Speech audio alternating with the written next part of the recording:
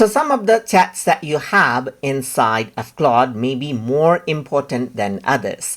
And what you may want to do with them is you may want to go ahead and then keep them starred. So over here on the left hand side, you can see that there are many chats. So in order to star them, simply click on the three dot button and star them out right here. So you can go around over here and star them out.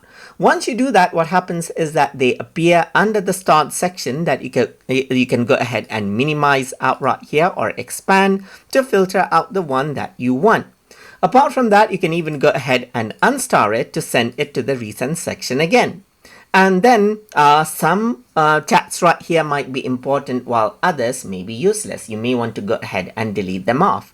In that case, you can simply go around onto the three dot button right here and delete it out right here. So once you do that, what happens is that you can go ahead and delete them out right here. And as you do that, what happens is that the chat will be deleted.